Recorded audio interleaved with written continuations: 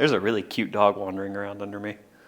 How's it going, everybody? Welcome back to the channel and welcome to Not My Garage for once.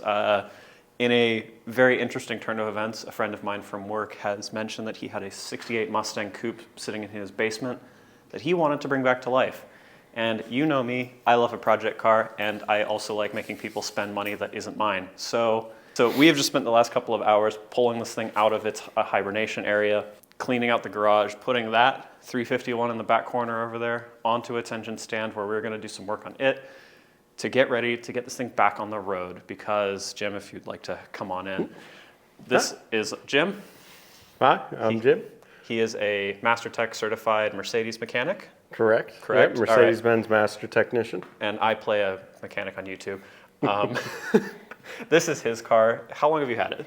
I've probably had it about 3 years, and it's been sitting in my garage for 2 of them. Okay. The original engine spun a bearing in it, started making a horrible noise after a long test drive, and parked it, took the engine out of it, then just kind of life got in the way. Life got in the way, as it tends to do. And had a kid, couldn't really put a lot of time towards it, and finally getting some more time. And as longtime viewers will know, I have had my fair share of engine troubles, so when I heard that, I decided I would offer my time to help. So next couple of episodes, I don't know quite how many because we aren't sure how far this is going to go. There's a chance that we're just going to drop the engine in and get this thing moving. There's also a chance that we could go a little scope creepy and maybe do a heads cam package. I mean, we were talking about it. It kind of depends on, I was going to set up a GoFundMe to see if we could throw a little extra budget at this project. Because like I said, I have a kid, so a lot of my spare change goes to being a father, not really a home mechanic, so.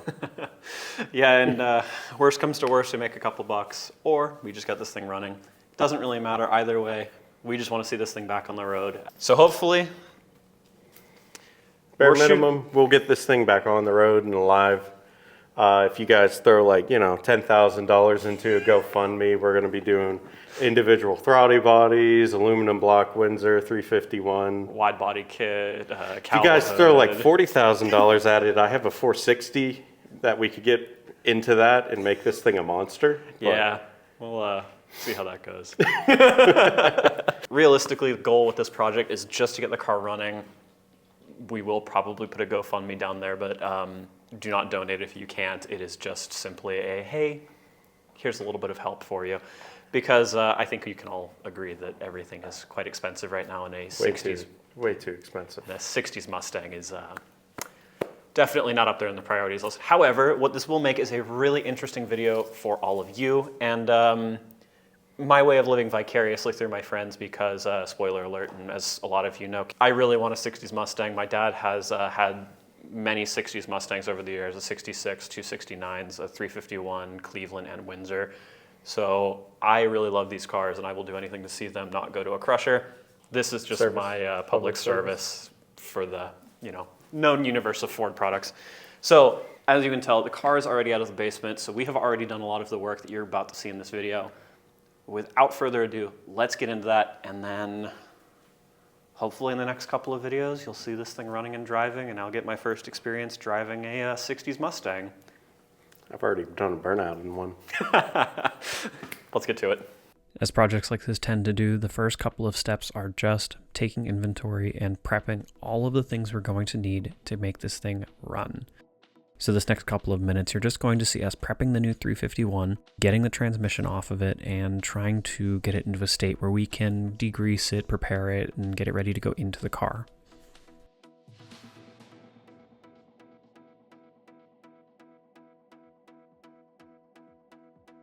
Now later on, we did discover that there was an access hatch to get these bolts off at the bottom of the engine. However, this was the easiest way in our minds to get at them at the time. Hindsight is 20/20, but in the moment it was still fun to watch Jim try to get the bolts off and lose them into the engine.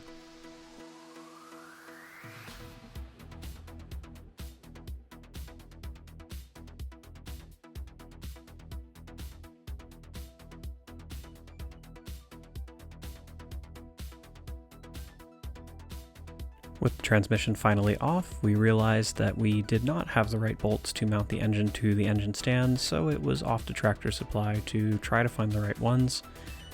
And we ended up getting the wrong size, so we used some interesting amounts of washers to fill the gap.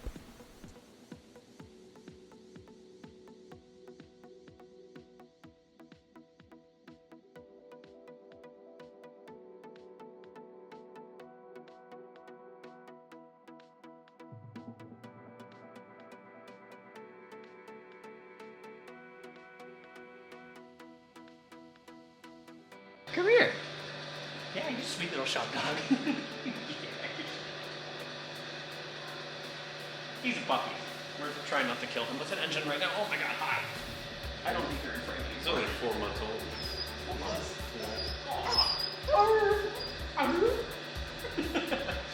Alright, we have to get back to work. With that very important intermission out of the way, it was time to get the engine onto its final resting place. We locked all the bolts into the stand, let it down onto its own weight, put in the last stand arm, and just appreciated the majesty of the 351. Now you've seen the heart of this project. You've seen where it's going to be spending its days for the next couple of weeks. Now let's see its forever home. I'm pretty sure every enthusiast in the car world can agree that sometimes project cars just run out of steam. Sometimes you just lose your ability to continue.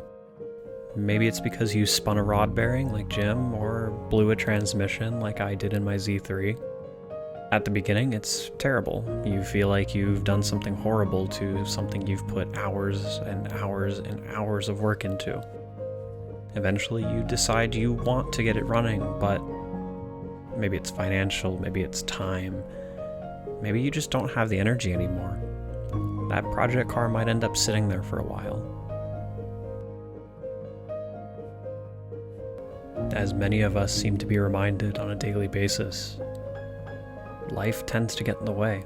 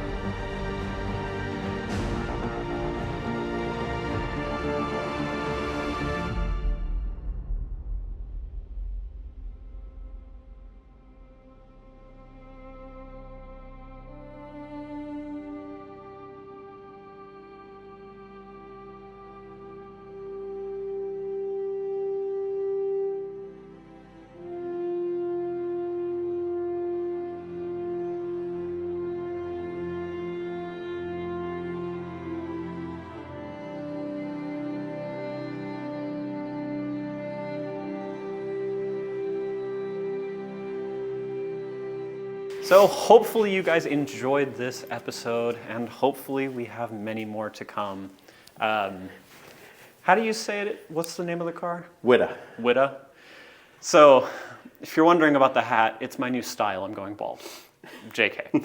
The car is actually called Witta. It has Pirate. Black Sam Bellamy's flagship was the Witta. It was an ex-British slaving vessel that he captured. And it's actually one of the few pirate ships that we have found that we could verify was actually, yeah, we found the wreckage of it and we could verify it was actually the Witta. So, and the part of the way they verified it was the Witta is the Witta had like a 10-year-old on board that was doing a crew hand, and they found shoes to a 10-year-old boy. Sweet. Well, Jim, the owner of the car, Jim, is a huge pirate fan, so the name fits, and the hat does too, and actually fits me surprisingly well, so this might be going home with me. He doesn't know that yet. So you join me from the inside of the engine bay where the 351 will be living at some point in this series, and I surprisingly fit well for a very small car. I was genuinely surprised with how small this was. Ow.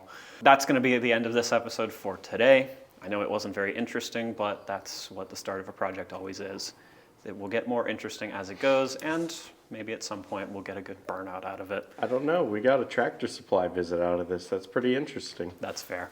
Thank you all so much for watching. Don't forget to like and subscribe. If you are new here, go check out some more videos. We'll have more like this coming. If you're a returning viewer, leave a comment down below. Even if you're a new viewer, leave a comment down below. Let us know what you would like to see on this Mustang and you would like to see me try to bully Jim into buying. And if you like pirates and pirate facts, check out Killmall96 on TikTok. That's me. Go give him a follow. But remember, everybody, don't forget, go drive your cars. Peace out. And I'm going to now very delicately get out of this thing. We're recording this whole thing. I got away with not recording getting in here because I forgot. But Yeah. I can't get to the record button to shut it off, so... Also, how much is this grill worth? No idea. I don't want to know.